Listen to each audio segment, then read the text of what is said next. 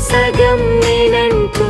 జనుమలు జతపడువలపుగ ఇరు మనసులకొక తలపుగ కలగలిసిన ఒక తనువు శతమానం భవతి